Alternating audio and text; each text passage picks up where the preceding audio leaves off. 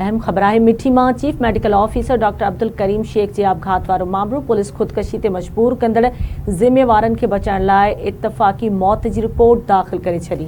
Sub inspector Pradeep Meghwal सरकारी फरियाद ते इत्तफ़ाक़ी खुदकुशी की रिपोर्ट दाख़िल कई। अवांखे ॿुधाईंदासीं पुलिस पारां दाख़िल कयल रिपोर्ट जुडिशियल मैजिस्ट्रेट 1 मिठी जी अदालत में पेश थी है। SSP जे हुक्म ते अहिड़ी रिपोर्ट दाख़िल कई वई। ज़रनि जो चवणु है SHO मुबारक राजड़ इनकार करे मोकल ते हलियो वियो। वाक़ियो खुदकुशी है। वारसनि कानूनी कार्रवाई करण का इनकार कयो हो। अवांखे ॿुधाई पिया पुलिस रिपोर्ट मुताबिक़ इहा ख़बर ॿुधाए रहिया आहियूं अवांखे। Chief medical officer doctor Abdul Karim Shaikh जी आपघात वारो मामलो पुलिस खुदकुशी ते मजबूर कंदड़ ज़िम्मेवारनि खे बचाइण लाइ इत्तफ़ाक़ी मौत जी रिपोर्ट दाख़िल करे छॾी।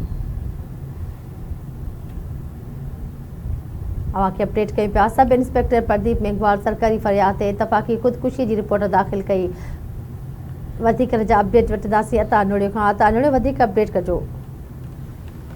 जी बिल्कुल ही अहम खबर ताईं शेयर कयूं पिया। Mithi police chief medical officer doctor Abdul Karim Shaikh के खुदकशी ते मजबूर कंदड़ ज़िम्मेवारनि खे बचाइण लाइ सरकारी तरफ़ां इत्तफ़ाक़ी मौत 174 जी जेका रिपोर्ट आहे उहा दाख़िल कराई छॾी आहे। मिठी थाणे जे सब इंस्पेक्टर प्रदीप मेघवाड़ सरकारी मुद्दत में इत्तफ़ाक़ी खुदकशी जी दाख़िल कयल रिपोर्ट जुडिशियल मैजिस्ट्रेट 1 मिठी जी अदालत में जमा कराई छॾी आहे। ज़रियनि मूजिब SSP थरपारकर शोएब मेमन जी हुक्म ते अहिड़ी रिपोर्ट दाख़िल कई वई आहे। SHO मिठी मुबारक राजड़ इनकार करे मोकल ते हलियो वियो आहे। जंहिं बैदि सब इंस्पेक्टर प्रदीप जी फरियाद ते अहिड़ी रिपोर्ट आहे उहा दाख़िल कराई वई आहे। जॾहिं त रिपोर्ट में पुलिस जो मौक़िफ़ आहे त पुलिस पारां सरकार तरफ़ां दाख़िल कयल रिपोर्ट में ॼाणायो त वाक़ियो जेको आहे उहा खुदकशी आहे। वारिस जेके लाश खणाई वञण वक़्तु वधीक जेके कानूनी कार्रवाई खां इनकार कयो हो।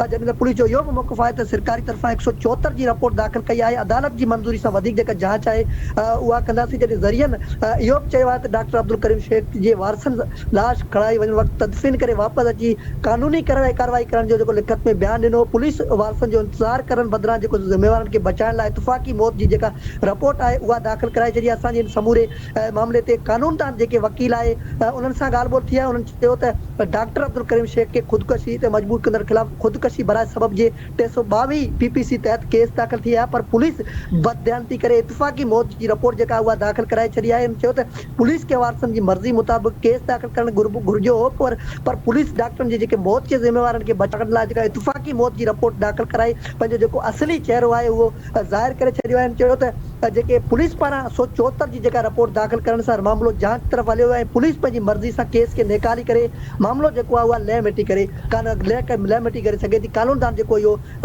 मीडिया सां ॻाल्हियूं कयूं आहिनि। जी ठीकु आहे। मुंहिंजी महिरबानी अता अपडेट करण जे लाइ।